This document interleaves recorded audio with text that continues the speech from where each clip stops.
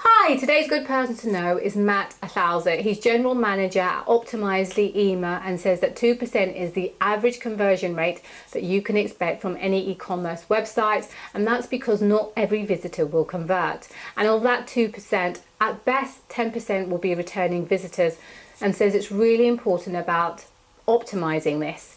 He says there is a lot of opportunities to be had in AdWords when thinking about personalization and matching content to your end users.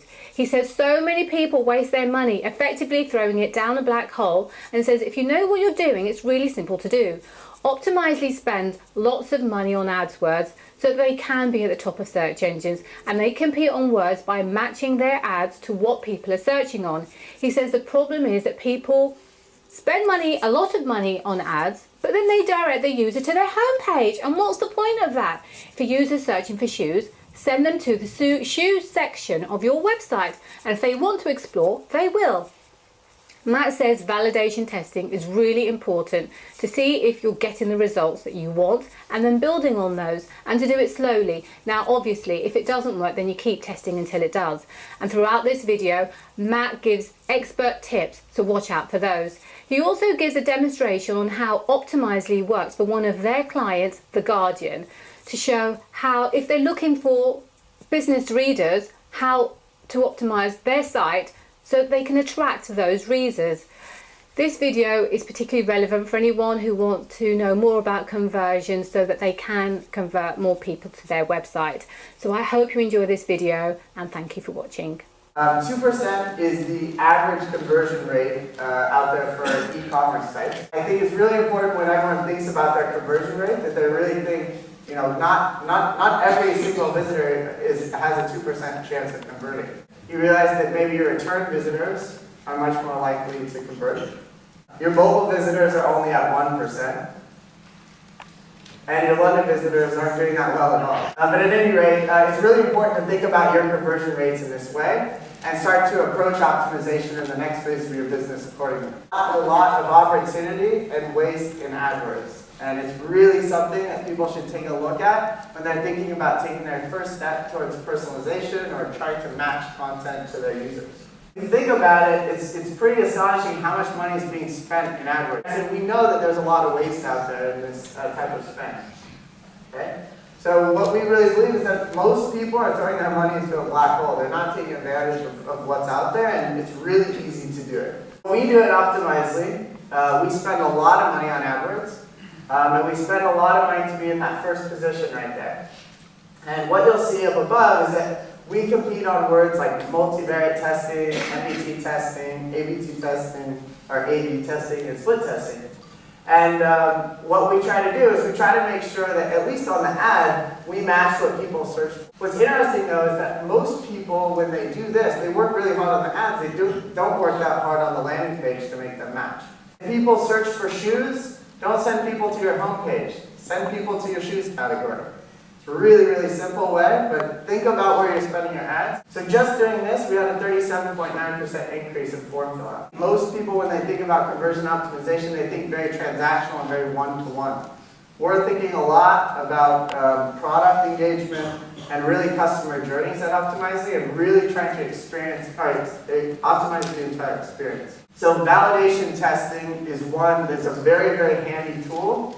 Validation testing, it's also called a painted door test. Basically what it is really trying to build the minimum viable test, not even the minimum viable product, and running that, seeing if you can get the engagement you want, and then building behind that. Targeting a small part of your site or population to validate first. Okay, so really, really think about what's the minimum viable section of my site that I can try this on, sort of in a dark corner. If I get traction, then let's try to push this out to more people.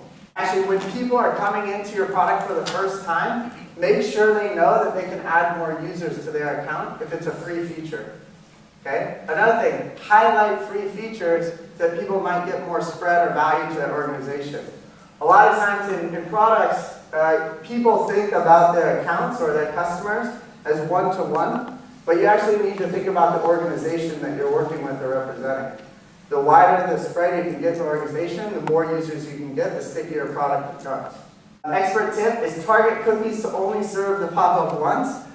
people can get really, really annoyed if you keep asking them the same things over and over. This is something that a lot of companies, this happens to a lot of companies, and it's called feature creep.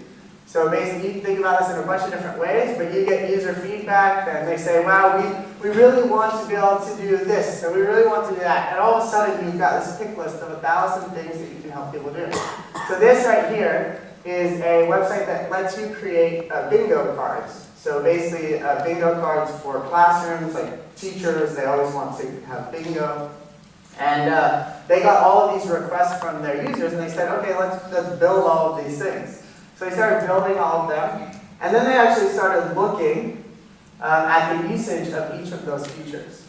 Okay, so they built all of these things, but then they realized that 80% of their users only use 20% of the features. At Facebook was that what they needed to do for their users was get them 7 friends within the first 10 days.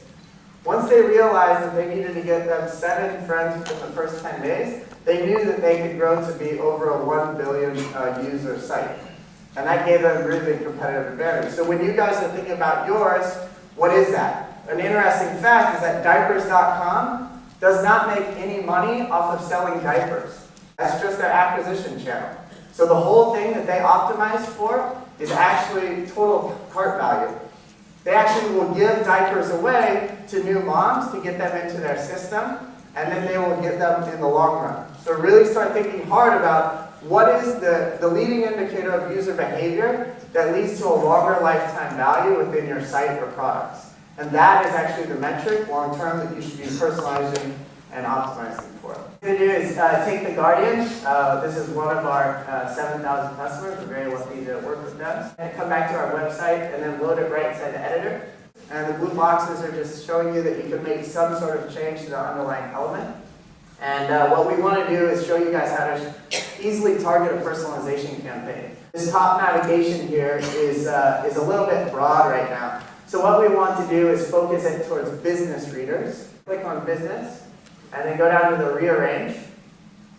And then you can slide that right over to the left-hand side. And now what we need to do is track that. Go ahead and track clicks, and then create a new click options, targeting.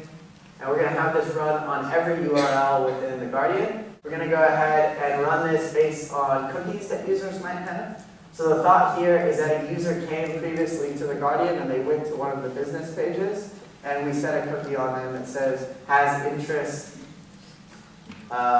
business. And to implement Optimizely, it's really, really easy. You just add 1 line of code right there to your head tag and hit start experiment, and that's it.